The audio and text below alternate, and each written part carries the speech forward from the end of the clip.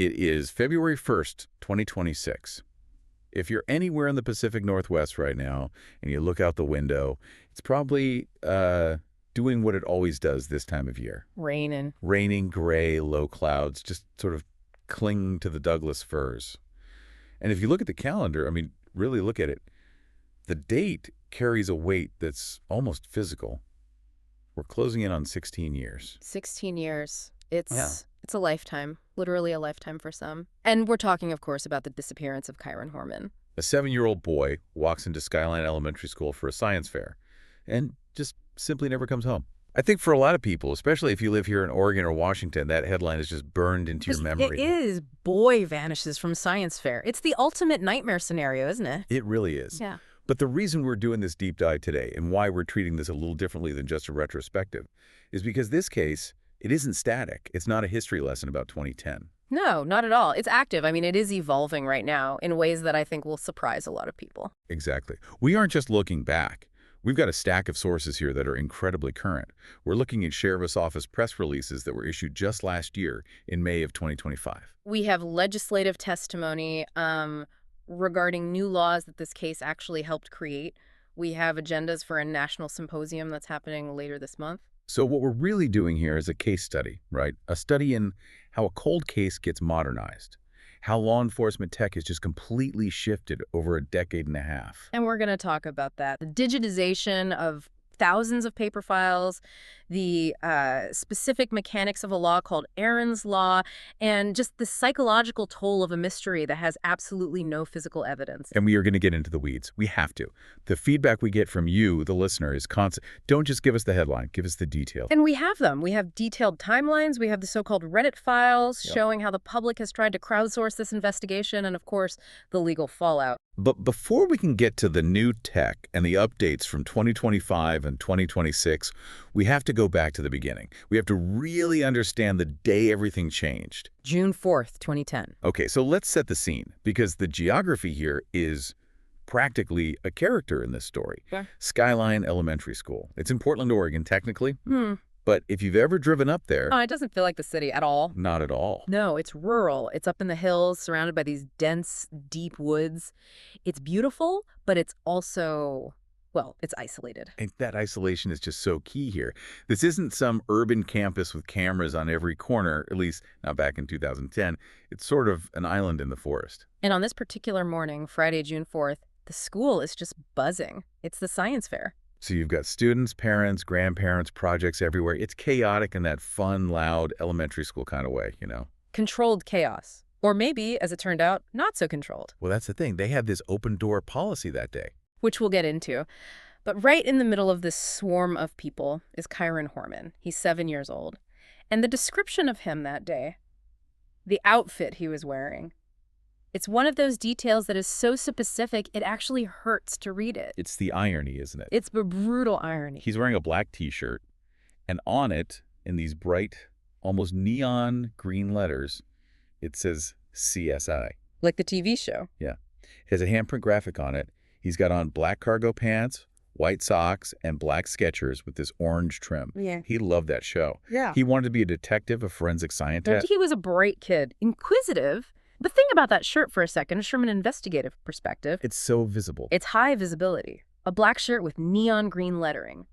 In a crowd or against the green of the woods or the gray of a parking lot, that shirt pops. It is distinct. Which makes the fact that he vanished, apparently unseen, even more baffling. Someone had to see that shirt. You would absolutely think so. And we know exactly what he looked like because his stepmother, Terry Horman, took a photo of him that morning. Right, it's time-stamped 8:15 a.m. Yes, 8:15. He's standing right in front of his project. It was about Red-Eyed Tree Fox. And he's got this huge smile on his face. He looks proud. And that photo, that is the last confirmed, absolute, positive sighting we have of him. So let's track this timeline, because this is where everything starts to unravel. The window of opportunity here is just, it's terrifyingly small. It really is. So according to the timeline we've pieced together from the case files and the sheriff's reports, Terry Horman, his stepmother, says she stays with him for a bit. They look at the other exhibits. Then at about 8:45 a.m., she says she watches him walk down the hall toward his classroom.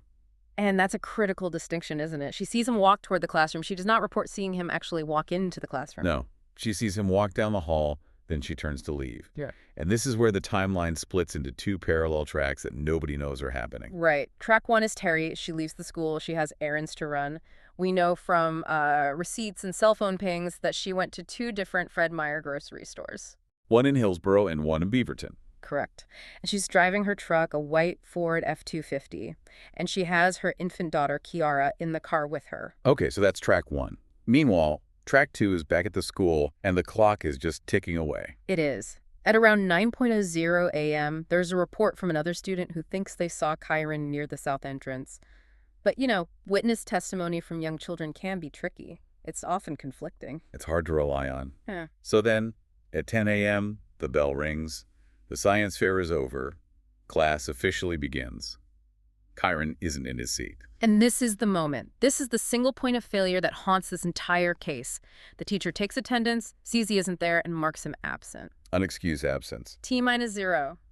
But nothing happens. That's the part that just drives me crazy. It's 10:00 a.m. He's a 7-year-old kid. He's marked absent. Why didn't the phone ring at the Horman house right then and there? You really have to put yourself back in 2010. The protocols were they were different. Today, if your kid isn't in their seat by 8:05, you get a text, an email, and a robocall. Oh, yeah, your phone blows up. It does. But back then, a lot of schools used an auto dialer system that didn't even run until late in the afternoon. Or, more likely, the teacher just made a human assumption. It was the science fair. He was here with his stepmom. Maybe they just left early. Exactly. A totally reasonable human assumption that cost the investigation a 5-hour head start. If they had called Kane or Terry at 10 a.m., the search radius would have been relatively small. Whoever or whatever took him hadn't gone far. But because no call was made, the clock just kept ticking. So nobody knows he's missing. Terry is running her errands. Kyron Horman, the father, he's at work at Intel. The school day proceeds as completely normal. It's not until 3:30 in the afternoon that the alarm bells finally ring. And can you just imagine this scene? Terry and Kane, they meet at the bus stop. It's a normal, everyday afternoon routine. The big yellow bus pulls up, the doors hiss open, kids start piling off. And Kyron isn't there. That feeling, Yeah. that absolute drop in your stomach where the world just falls out from under you. And the bus driver looks at them and says something like, "He didn't get on the bus. I haven't seen him since this morning." So Kane and Terry, they drive straight to the school. It's almost 4:00 p.m. now. They rush into the main office. The staff checks the attendance sheet, and there it is, absent. The school secretary calls 911 at 3:56 p.m. And just like that, the entire dynamic shifts from, confusion to an all-out emergency. By 4:33 p.m., police are on the scene. By 5:30 p.m., a broadcast goes out to all the parents in the district. Kyron Horman did not arrive at home today. And by 8:30 p.m. that night, the sheriff's office notifies the FBI. It went from 0 to 100 incredibly fast. They didn't treat this as a runaway case for 24 hours or anything like that. They knew immediately something was deeply wrong. They did. You have a 7-year-old boy described as timid and shy, who wears glasses, has some hearing difficulties, vanishing from inside a school building. It terrified the community. It triggered what would become the largest search and rescue operation in the history of Oregon. And we're talking a massive scale, over 1,300 people involved. Yes. And let's talk about what a search actually looks like in that terrain. This isn't, walking across a manicured soccer field. Yo, this is Pacific Northwest wilderness. It's dense underbrush, it's ravines, it's thorn-covered blackberry bushes, it's mud. They had divers in wetsuits wading in waist-high water searching the Multnomah Channel. They had the National Guard deployed. And they did grid searches, right? Yeah. Where searchers are literally arm-length apart, combing every single inch of ground around the school, around the Horman residence, and on Sauvie Island. Every square inch. It was an incredible effort. And yet... Nothing. Not a scrap of that black T-shirt. Not his glasses. Not one of his Skechers with the orange trim. Absolutely nothing. And that silence, that complete lack of any physical evidence, is what eventually turned the investigation. About 10 days in, around June 13th or 14th, the official classification of the case changes. It goes from missing person to criminal investigation. And that is a pivotal moment. It means law enforcement stopped believing he just wandered into the woods and got lost.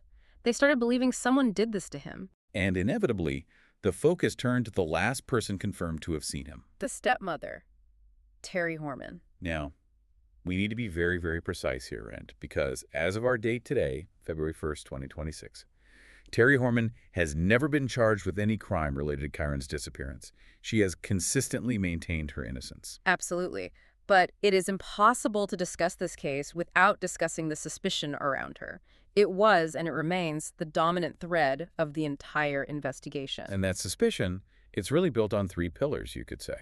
I think that's a good way to put it. It's the timeline, the behavior, and the polygraphs. So let's unpack that timeline first. We mentioned she left the school around 8:45 a.m. We know she went to those two Fred Meyer stores because she had receipts, but there's a gap. There is, and it's a critical gap. Between leaving the first Fred Meyer and then arriving at her gym later that morning, there is a period of roughly 90 minutes, specifically from about 10:10 a.m. to 11:39 a.m., where her whereabouts are based entirely on her own account. And what was her account? She says she was driving her infant daughter, Kiara, around on rural roads to soothe an ear infection, to get her to sleep. Driving around rural roads in the exact same area where the boy went missing. Precisely. Now, on the surface, it's a plausible explanation. I mean, parents drive babies around to get them to sleep all the time, but it's also incredibly convenient, isn't it? It provides an unverified, unaccounted for window of time in a completely unmonitored area. And that is the window that police zeroed in on. Okay, so that's pillar one, the timeline. Then there were the polygraphs. Reports came out pretty early that she had failed two of them. Now, we've gotten some feedback that we really need to explain this part because I think people hear failed polygraph and they immediately think guilty. Right, and it's just not that simple. A polygraph is not a lie detector in the way you see in the movies, where a red light flashes if you're not telling the truth. It's a biofeedback machine. Exactly. It measures physiological arousal, heart rate, blood pressure, respiration, and what's called galvanic skin response, which is basically just how much you sweat. So it measures stress. Precisely. It measures your body's fight or flight response. The theory is that if I ask you a relevant question like, did you harm Kyron Horman? And you lie, your body will involuntarily react because you're afraid of being caught. But, and this is the huge button, but that stress can come from a million other things. Of course, like the fact that your stepson is missing, the police are grilling you for hours, and the entire community is looking at you like you're a monster. Being innocent but terrified can look a lot like being guilty and terrified on a polygraph chart. It can look identical, and that's why they're generally not admissible as evidence in a court of law. However, investigators use them as a tool to pressure suspects, to look for deception, or to clear them. And failing two of them. Well, to the police, that signaled that there was deception happening, or at the very least, that she possessed specific knowledge about the disappearance that she wasn't sharing. It was a massive red flag for them. And it wasn't just the tests, it was the behavioral stuff, the emails. Yes. Investigators got a warrant for her emails, and they found messages she had sent to friends where she expressed, and I'm quoting from a source here, a severe hatred for Kyron. That's just hard to hear. It is. She reportedly blamed her marital problems with Kane on him, on a 7-year-old boy. And that, to an investigator, paints a picture of a very fractured home life happening behind closed doors. It suggests motive. You hear psychologists talk about the Cinderella effect, right? The statistic that, unfortunately, step-parents are more likely to harm children than biological parents. And investigators know that statistic, so when they see emails like that, it fits a profile they are already looking for. So you have the timeline gap, the failed polygraphs, the disturbing emails. And then, just when you think this story can't get any stranger, we get the murder-for-hire allegation. This feels like a plot twist from a cheap thriller novel, but it is right there in the police files. It's completely bizarre. About a month into the investigation, a man who worked as their landscaper came forward to the police. He claimed that months prior to Kyron's disappearance, Terry had approached him, and she allegedly offered him $10,000 to kill Kyron Horman, her husband. Wait, to kill their father, not Kyron. Correct. This was a separate alleged plot to kill Kane. The police actually took this seriously enough that they set up a sting operation. Sting? Yes. They put a wire on the landscaper and had him go meet with Terry, trying to get her to discuss the plot again on tape. Did she confess? Did they get her? No, she didn't incriminate herself during that recorded conversation. However, the police found the landscaper's initial account credible enough, or at least alarming enough, that they went directly to Kyron Horman. And what did they tell him? They told him, "We believe your wife tried to have you killed." Wow, and that blew the family apart instantly. Instantly. Kane took their daughter, Kiara, moved out of the house that very day, and filed for divorce and a restraining order. He cited that murder-for-hire plot as the reason he believed she was a danger to him and their daughter. So you have this frantic, massive search for a missing boy happening in the background, while in the foreground, the immediate family is just imploding in the most dramatic way possible. Exactly. And that's when you start to see Kane and Desiree Young, who is Kyron's biological mother, appearing on TV together. They become united, first in the search, and then eventually united in their suspicion of Terry. And Desiree Young has been an absolute force of nature in this case from day one, hasn't she? She has not let the public forget for a single day. She filed a civil suit against Terry for custodial interference, which basically accused her in civil court of being responsible for Kyron's disappearance. She later withdrew that suit, though. She did. She said it was to avoid interfering with the ongoing criminal investigation, but her public stance has never, ever wavered. She believes Terry knows what happened. And there was another key figure in this drama, right? Terry's friend, Dee Dee Speicher. Yes, Dee Speicher. This is another thread that police pulled on really, really hard. Dee Speicher was a friend of Terry's, and she was working at a plant nursery on the day Kyron disappeared. And her timeline was scrutinized. Heavily, because she allegedly left her worksite abruptly that morning on June 4th and couldn't be reached for a period of a few hours. The same morning, Kyron vanished. The exact same morning. So when police tried to question her about her whereabouts and her communications with Terry that day, she took the Fifth Amendment. She refused to answer questions. Which is her constitutional right, of course. Of course. But to investigators and to the public, it just added another layer of suspicion to Terry's inner circle. They searched Dee Speicher's property. They searched the area near where she worked. But again, no smoking guns.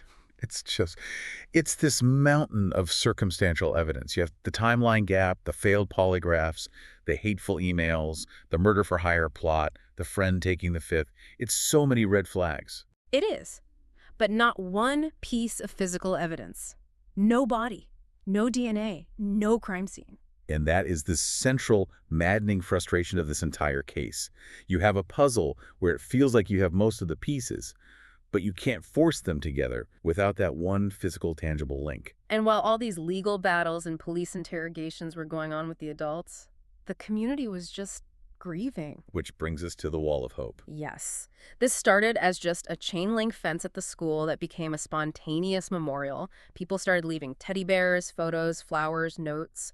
It was eventually moved to a gym in Beaverton and became the sort of sacred space for Desiree and for the community, a focal point. But in 2016, something happened there that really hurt the family. It did. The gym changed ownership. And the new owner, he's looking at this fence that's covered in 6 years' worth of weathering, dirty, decaying stuffed animals and ribbons. And he decided to revamp it. He threw a lot of it away. Oof. I can understand that from a purely business perspective, maybe it looked messy, but from an emotional perspective. Desiree was devastated. There's a quote from her where she said, "They took away their hope." It just highlights this brutal tension between a cold case that drags on for years and a world that just keeps moving forward. To the gym owner, it was clutter. To the mother, it was her son. Exactly. And speaking of the world moving forward, the legal system actually changed, in part because of cases like this one. We have to talk about Aaron's Law. This is listed in our source material as a major legislative impact, but the legalese can be a bit dense. Let's try to break it down. This is a really fascinating intersection of law and tragedy. The testimony we have comes from a man named Sean Aaron Cruz. He was a huge advocate for what became Oregon House Bill 2603 and Senate Bill 10041. Okay, so what does this law actually do? What did it change? It's all about custodial interference. Before this law, if a non-custodial parent took a child or if someone aided a parent in abducting a child, the legal remedies were pretty limited, especially if you couldn't prove the crime of kidnapping beyond a reasonable doubt. And beyond a reasonable doubt is a massively high bar. We're talking like 99% certainty. Exactly. If the jury has even 1% of doubt, the person walks free on a criminal charge. So Aaron's Law, which is now Oregon Statute, ORS 30.868, created a new civil cause of action. Meaning you can sue them in civil court. Right. It means victims, like the searching parent, can sue the abductor and anyone who helped them for damages, for counseling costs, for investigative costs, and they only have to prove it based on a preponderance of the evidence. Which is the civil standard. Right. It basically just means more likely than not, 51% certainty. So it gives families this powerful new tool to go after abductors or their accomplices in civil court, even if the criminal case is completely stalled. And they can depose witnesses, force people to answer questions under oath. Precisely. It's an information extraction tool as much as it is a way to seek damages. And it also allows the child, once they turn 18, to sue their own abductor. It extends the statute of limitations. But the most profound part of the testimony that we have, the part linked to this law, is this concept of a continuing crime. That phrase just stopped me in my tracks when I first read it. The quote is, "Kyron is even more abducted today than he was the day he disappeared." It's a chilling sentence. It completely reframes how you think about abduction. We tend to think of a kidnapping as a single event. Bang, it happens on June 4th, 2010, and it's over. But this legal argument says, no, abduction is a state of being. Every morning, Kyron wakes up away from his family. The crime is reoccurring. The crime is happening right now as we speak. It changes how you think about cold cases. They aren't cold at all. The crime is still in progress. Which leads us directly to the court of public opinion. We have a bunch of material here from Reddit threads, specifically from communities like Without a Trace and the Portland subreddit. The armchair detectives. You can call them that, but in the absence of official answers, communities try to make sense of the senseless.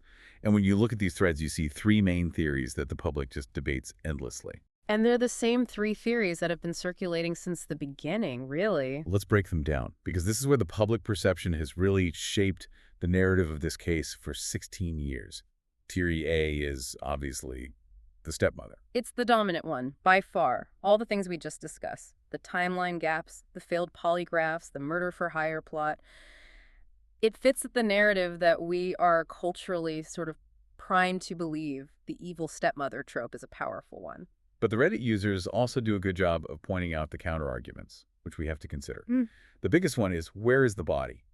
How do you successfully hide the body of a 7-year-old boy in broad daylight with an infant in the car and never have it be found? And why would you drive to two different, very public Fred Meyer stores if you had just committed a horrific crime? That seems incredibly risky, doesn't it?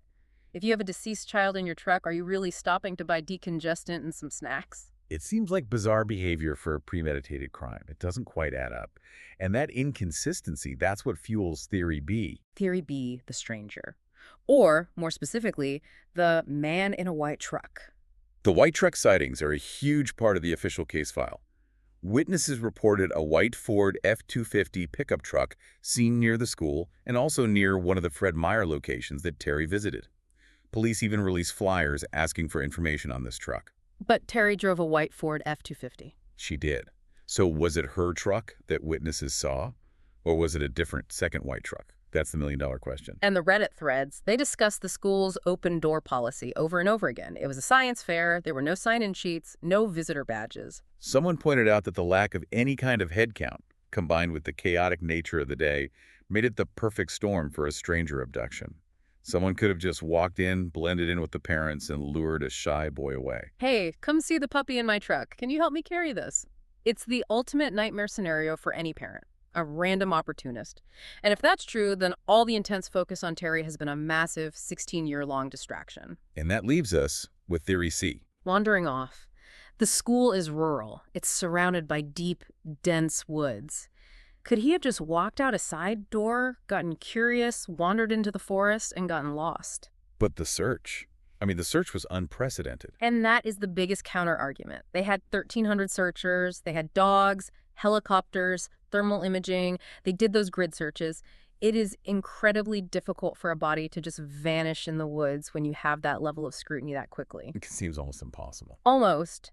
But having hiked in the Pacific Northwest my whole life, I can tell you those ravines are treacherous. You can be 5 feet away from something and not see it if it's covered in a thick blanket of ferns and blackberry brambles. It's not out of the realm of possibility. So we are just stuck in this loop. The stepmother looks incredibly suspicious, but there's no proof. The stranger theory is plausible, but there's no suspect. And the woods theory seems to contradict the massive search data. And that's the loop that's been spinning for 15 years. But, and here's the deep dive twist we talked about at the top. We have new information from 2025 and 2026. The case is being actively modernized. This is the update from the Multnomah County Sheriff's Office, dated May 2025. They announced a massive multi-agency project. Digitization. Now, when you hear the word digitization, it sounds kind of boring, right? It sounds administrative work, scanning old paperwork. But tell us why this is actually a complete game changer for a cold case like this. Think about the physical volume of this case file. We're talking tens of thousands of pages of reports, tip sheets, handwritten notes from detectives, photos, witness statements, receipts. For years and years, all of this lived in binders and boxes in an evidence locker, a data silo, basically. Meaning if Deputy Smith wrote down a license plate number in his notebook on day 3 of the search, and Detective Jones got a tip about a similar plate on day 400, they might never connect those two dots because the information is just buried in stacks of paper. Exactly. The human brain cannot effectively cross-reference 40,000 pages of data. What the Sheriff's Office and Gresham Police did in 2025 wasn't just taking pictures of the pages. They used OCR optical character recognition. They turned all of that paper into searchable digital data. So now an investigator can sit at a computer and type in white truck or DD Spycher or a partial phone number, and the system will find every single mention of that term from the last 16 years instantly. It allows for something called link analysis. It allows specialized software to see patterns, locations, times, names that appear together frequently that the human eye would have completely missed in the initial chaos. And once the entire file was digitized, they sent it to the heavy hitters. The FBI Behavioral Analysis Unit, the BAU. The profilers at Quantico, the mine hunter guys. Yes. And according to the press release, they are re-examining the entire digital file as we speak. They aren't just reading it, they are querying it. They're looking for inconsistencies in witness narratives that might have been missed in 2010. They are applying 2026 AI and modern psychological profiling techniques to 2010 evidence. That just gives me chills. The idea that the answer might be sitting on a server right now, just waiting for the right keyword search to finally unlock it. It happens more often than you would think in cold cases. This kind of data analysis is the new detective work. It's not about finding a new clue in the woods anymore. It's about finding the clue that was already found 16 years ago but wasn't understood. And the family, they're still pushing too. We have the agenda right here for the National Amber Alert and Amber Alert in Indian Country Symposium. That's taking place on February 25th and 26th, 2026, so just a few weeks from now relative to our air date here. And look who's listed as a speaker, Session Option 3B. Desiree Young. The session is titled Family Perspective Kyron Horman. She is scheduled to speak to law enforcement from all over the country about the last time she saw her son and the incredible challenges of this investigation. And this is so crucial. 16 years later, she is not just grieving, she is actively educating. She is working with the Department of Justice and the Amber Alert Network to help other families. It shows that while the criminal case is unresolved, the legacy of this case is very, very active. She is making sure that the systemic mistakes made in 2010, like the school's failure to call parents immediately, are not repeated somewhere else. It ties right back to the spirit of Aaron's Law, doesn't it? Using this unimaginable tragedy to try and change the system for the better. And we should mention that Sheriff's Office press release from 2025, it explicitly states that the $50,000 reward is still active. They are still asking for tips. And they also released new age-progressed photos. Right. We aren't looking for a 7-year-old anymore. No. We are looking for a young man. He would be, 23 or 24 years old now? The National Center for Missing and Exploited Children released these incredible images of what Kyron might look like at age 19 or 20. That's it's mind-bending to think about. To think he could be out there, an adult, maybe not even knowing who he really is. Well, that's the unknown factor in these long-term cases. If he was abducted that young, does he even remember his early life?